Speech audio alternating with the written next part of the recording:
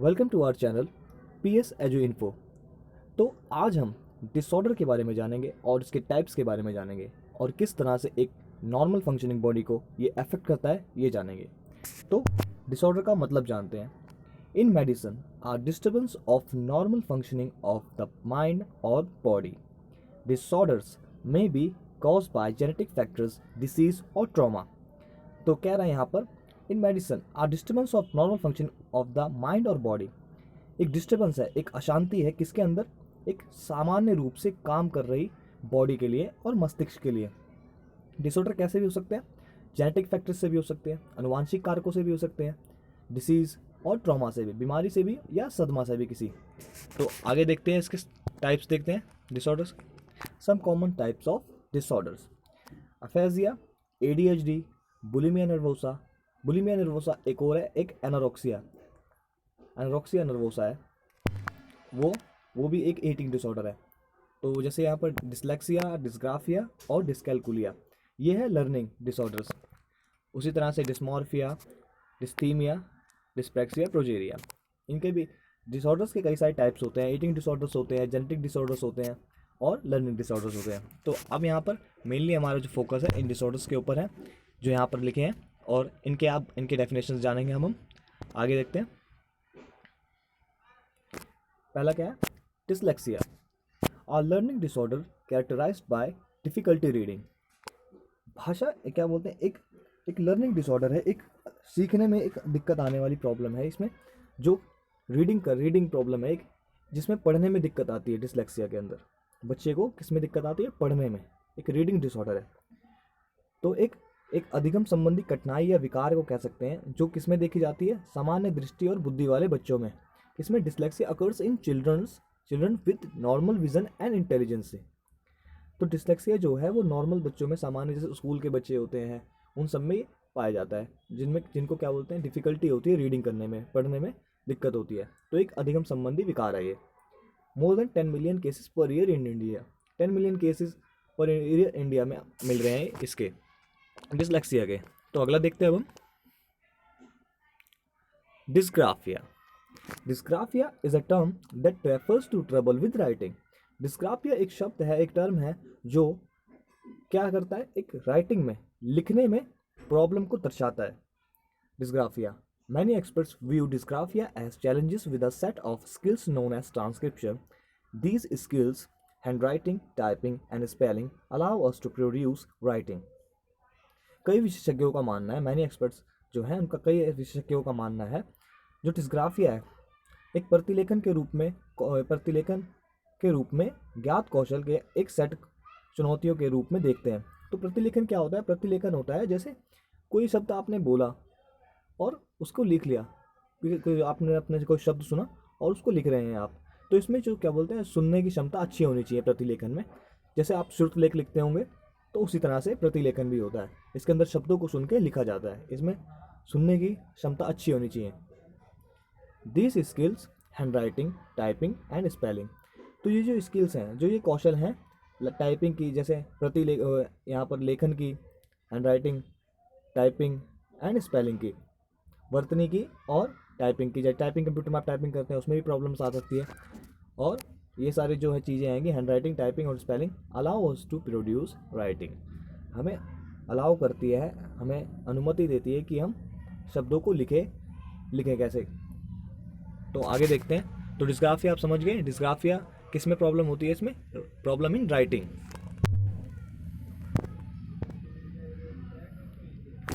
Dyscalculia, तो इसको जो याद करना है, ये भी एक लर्निंग बेस्ड डिसऑर्डर है। इसको जैसे आपको याद करना है, डिस्कैल्कुलिया, कैल से आप याद रखें कैलकुलेशन। तो गणना करने में दिक्कत होती है बच्चे को, इससे अफेक्टेड बच्चे को गणना करने में दिक्कत होती है, कैलकुलेशन करने में दिक्कत होती है। तो कह रहा है dyscalculia is a learning disability in math. People with dyscalculia have trouble with math at many levels. They often struggle with key concept like bigger versus small. तो यहाँ पर कह रहा है कि डिस्कैल्कुलिया जो है एक लर्निंग डिसेबिलिटी है, किसमें, मैथ्स में। एक अधिगम संबंधी क्या बोलते हैं, अक्षमता है, किसमें, मैथ्स में, गणित में। तो गणित आपको पता है गणना का ही पूरा गणना का ही एक विषय है पूरा, जिसके अंदर गणनाओं का सबसे ज़्यादा प्राथमिकता होती है। अंकों को समझना, छोटा बड़ा उनका एरिया, परिमाप, इन सब में बच्चों को दिक्कत होती है। तो जैसे आप यहाँ पर इस फोटो को देख के समझ सकते हैं, 1+2=5। इस बच्चे ने क्या लिख रखा है, 1+5। 1+2=5। तो उसी तरह से 3+4=10।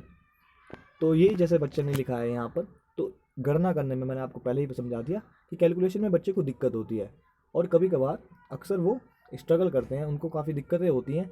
की कॉन्सेप्ट, जो बेसिक अवधारणाएं होती हैं, बेसिक कॉन्सेप्ट्स होते हैं, संप्रत्यय होते हैं, लाइक बिगर वर्सेस स्मॉल, अब उसको इसमें भी दिक्कत आती है, उसको चीज़ों को पहचानने में भी दिक्कत आती है कि कौन चीज़ बड़ी है कौन सी छोटी है, क्योंकि उसको कैलकुलेशन नहीं आता, उसको नहीं पता कि एरिया कैसे निकालते हैं, उसका डायमीटर कैसे निकालते हैं, तो उसको नहीं पता, ये की कॉन्सेप्ट्स में प्रॉब्लम्स आती है। तो dyscalculia, in short, problem in maths. Next देखते हैं हम ADHD, attention deficit hyper activity disorder. तो कह रहा है a chronic condition including attention difficulty, hyper activity and impulsiveness. ध्यान देने में कठिनाई होती है बच्चे को, ध्यान देने में कठिनाई होती है, और काफ़ी सक्रियता, अति सक्रियता होते हैं बच्चे, काफ़ी ज़्यादा परेशानी से काम करते हैं। इसके अंदर कोई भी काम जल्दी करने के चक्कर में गलत कर देते हैं। और इम्पल्सिवनेस, एक आवेग, इम्पल्सिवनेस होता है आवेग, आवेगों को कंट्रोल करने में दिक्कत होती है। तो इम्पल्सिवनेस सिंपली आप कैसे समझ सकते हैं, अ प्रॉब्लम विद इमोशनल और बिहेवियरल सेल्फ कंट्रोल। इम्पल्सिवनेस एक प्रॉब्लम है, एक समस्या है, किसमें, अपने इमोशन और बिहेवियर को कंट्रोल में, सेल्फ कंट्रोल नहीं रह पाता आवेगों पर। तो देखते हैं, ADHD often begins in childhood and can persist into adulthood. It may contribute to low esteem, troubled relationship, and difficulty at school or work. कह रहा है कि बचपन से शुरू हो सकता है, बचपन से शुरू होता है और अडल्टहुड या वयस्कता तक भी जा सकता है ADHD। और ये it may contribute to low esteem, ये कंट्रीब्यूट करता है, मतलब कंट्रीब्यूट करने का मतलब यहाँ पर योगदान, मतलब देना, मतलब इसका जो कारण है, इसकी वजह से लो एस्टीम, आत्मसम्मान की कमी आती है, बच्चे में दिक्कत होती है, प्रोफेशनल रिलेशनशिप में संबंधों को समझने में दिक्कत होती है, संबंध स्थापित करने में दिक्कत होती है, और काफ़ी परेशानियाँ होती है स्कूल में और वर्क में। तो अब अगला देखते हैं अब हम। तो ADHD आपको समझ आ गया, ध्यान केंद्रित करने में दिक्कत होता है बच्चे को ADHD में। अब देखते हैं बुलिमिया नर्वोसा। मैं आपको जैसे मैंने बोला था एनोरेक्सिया नर्वोसा, ये एक ईटिंग डिसऑर्डर है। इसके अंदर a serious eating disorder marked by beginning followed by methods to avoid weight gain. कह रहा है कि भोजन खाने संबंधी एक गंभीर विकार जो अधिक खाना खाने से पहचाना जाता है। तो इसके अंदर होता क्या है, पहले तो ये अच्छे से खाना खा लिया जाता है, फिर उससे जो वेट बढ़ता है, जो वजन बढ़ता है, उसको घटाने के लिए तरीके सोचे जाते हैं कि किस तरह से उसको घटाया जाए, जिस चक्कर में ओवर ईटिंग करने के बाद वो इसको डाइटिंग करते हैं उसकी, वजन बढ़ने के बाद। जिससे क्या प्रॉब्लम होती है आप देख सकते हैं यहाँ पर, ओवर ईटिंग के कारण ये होता है, और उसको अवॉइड करते, उसको फिर कम खाने के चक्कर में उनके शरीर कमज़ोर होते हैं, जिससे वो काफ़ी ज़्यादा डिप्रेस्ड हो जाते हैं। Bulimia is a potentially life threatening eating disorder. तो एक ध्यान, इसमें क्या बोलते हैं, बार बार खाना, ज़्यादा खाना, फिर उसे पचाना, फिर कम करना, इसमें ही वो फंसे रहता है, जिस कारण ये होता है उससे। एक ईटिंग डिसऑर्डर है, तो आप समझ आ गए, एक ईटिंग डिसऑर्डर है बुलिमिया नर्वोसा, जिसके अंदर पहले तो अच्छे से खाना खा लेते हैं और फिर उसको कम करने के तरीके सोचते रहते हैं और इसी में उलझे रहते हैं। तो अगला देखते हैं हम, डिस्प्रैक्सिया।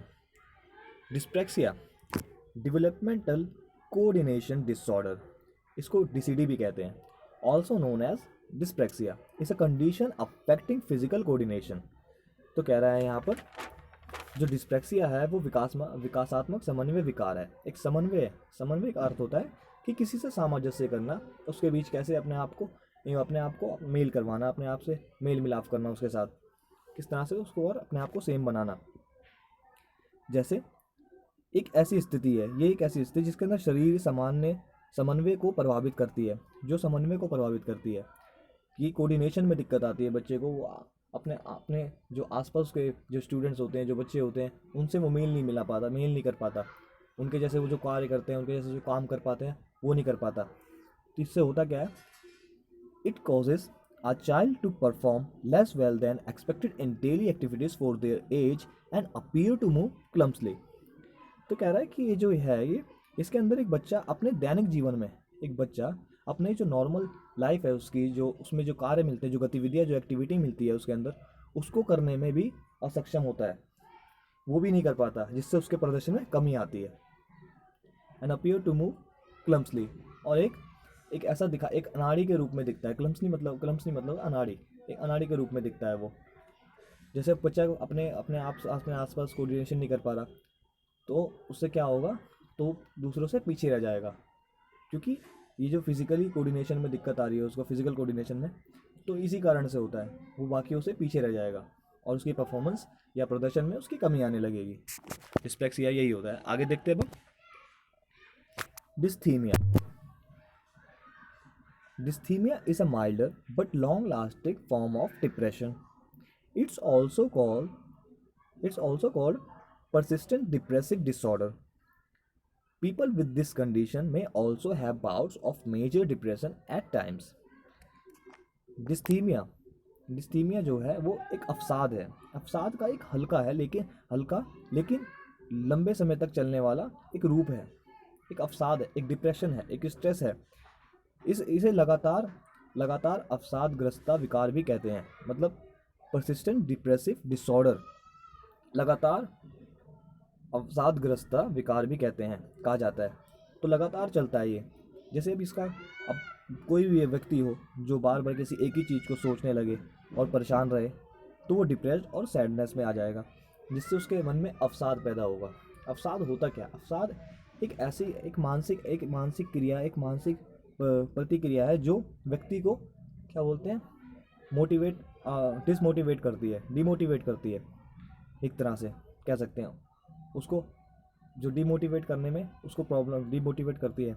और डिस्थीमिया का ये जो है लॉन्ग लास्टिंग प्रोसेस जो चलता है इसका, ये पीपल विद दिस कंडीशन, इस अवस्था में जो लोग होते हैं वो bouts of major depression at time, उनको काफ़ी गंभीर प्रमुख अवसाद के दौर से भी गुजरना पड़ता है, क्योंकि बार बार एक ही चीज़ को सोच रहे हैं, एक ही चीज़ से परेशान है, डीमोटिवेट है, तो उनको काफ़ी ज़्यादा प्रॉब्लम्स आती है मैनी स्टेज और एट द टाइम्स पे। तो डिस्थीमिया क्या होता है? डिप्रेशन एंड सैडनेस, किसमें? ये एक लॉन्ग टाइम चलने वाला प्रोसेस है, अगर वो एक ही चीज़ को सोचता रहा बार बार। तो नेक्स्ट देखते हैं अब डिस्मॉर्फिया, BDD। तो इसको BDD भी कहते हैं, बॉडी डिस्मॉर्फिक डिसऑर्डर। तो होता क्या है ये देख लेते हैं। अ mental illness involving obsessive focus on a perceived flaw in appearance. The flaw may be minor or imagined, but the person may spend hours a day trying to fix it. The person may try many cosmetic procedures or exercise to access. तो BDD जो होता है, dysmorphia जो होता है, एक मानसिक बीमारी है, जिसमें क्या बोलते हैं, स्वयं को अच्छा बनाने के चक्कर में, जैसे कोई आपको आपने जिसके कभी कभी क्या होता है कि कभी किसी ने आपके में कोई कमी निकाल दी, जैसे कोई किसी फेस के ऊपर बोल दिया कि आपका रंग काला है, ये वो, तो उसके अंदर होता क्या है कि अब इसको अंदर एक दोष पता चल गया कि मेरा रंग काला है, तो इसको अब हटाने के लिए कई सारे कॉस्मेटिक्स को यूज़ करने वाले चीज़ों का उपयोग करेगा, जिससे उसका रंग निखर के आए। तो इसी तरह से इसके अंदर दूसरों से अच्छा बनने की प्रवृत्ति, दूसरों से बढ़ चढ़ के अपने शरीर का समझना, और ऐसी प्रॉब्लम्स आती रहती है। तो इसके अंदर एक कह सकते हैं मैं की प्रवृत्ति आ जाती है इसके अंदर, मैं ही सब कुछ हूँ, मेरा ही सब कुछ अच्छा है, सब कुछ ये सब, तो ये प्रॉब्लम आती है। और इसी को दूर करने के लिए but the person may spend hours a day trying to fix it, जो इस अवस्था से जूझते हैं, जो लोग इस स्थिति से जूझते हैं, जो लोग, वो बहुत सारा समय अपना बर्बाद कर देते हैं इसको फिक्स करने में। तो अगला देखते हैं हम, aphasia, a language disorder that affects a person's ability to communicate. एक भाषा विकार है, सिंपली एक भाषा विकार है जो कम्युनिकेशन में, जो संप्रेषण में, जो बातचीत करने में प्रॉब्लम देता है। एक भाषा विकार है जो किसी व्यक्ति की संवाद करने की क्षमता को प्रभावित करता है। तो कह रहा है कि एक व्यक्ति जो इससे जूझ रहा है, जो इस कंडीशन से जूझ रहा है, अफेजिया से, उसको प्रॉब्लम आती है कम्युनिकेट करने में, बातचीत करने में किसी से। It can occur suddenly after a stroke और हेड इंजरी और develop slowly from a growing brain tumor और disease। ये अक्सर कैसे आ सकते हैं? कोई सर में चोट लग जाए, कोई हेड इंजरी आ जाए बहुत तेज़ी से, कोई इंजरी आए जिसके कारण धीरे धीरे वो ट्यूमर बनता है और एक बीमारी बन जाती है जो जो प्रॉब्लम देती है इस बीमारी एफेजिया को भाषा संप्रेषण में। जैसे यहाँ पर मैंने आपको फ़ोटो दिखा रखी है, ब्रोका और वर्निक। तो इन दो सेक्शंस में प्रॉब्लम्स आती है एफेजिया से। ये माइंड के दो ये जो हमारे ब्रोका और वर्निक है, ये लैंग्वेज को प्रोड्यूस करने और उसको आर्टिकुलेट करने में मदद करते हैं। तो एफेजिया क्या है? Problem in communication. तो आगे देखते हैं अब प्रोजेरिया। तो प्रोजेरिया के बारे में बताने से पहले मैं आपको एक फ़िल्म को बताता हूँ। आपने कभी पा देखी है film?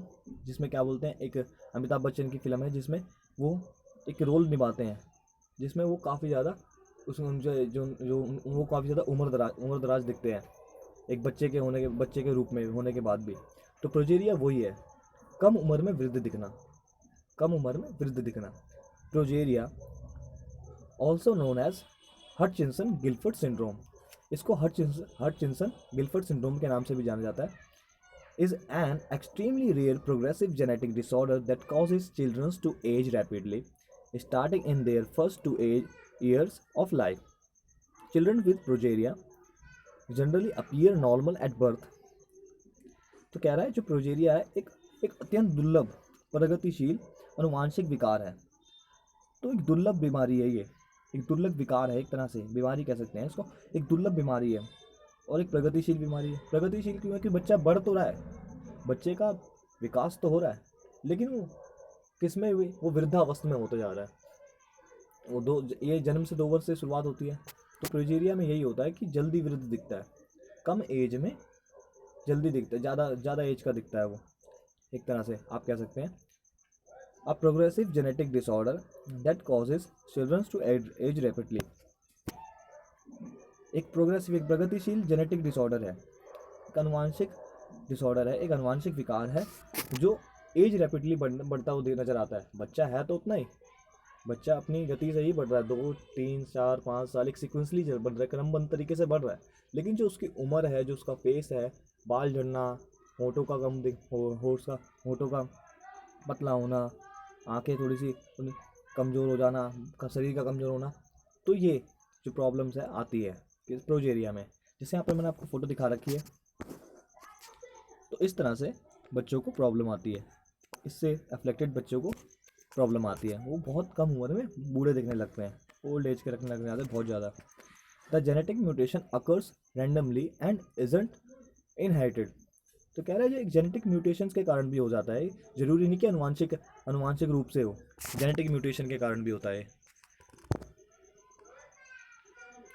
Dementia is not a specific disease but is rather a general term for impaired ability to remember।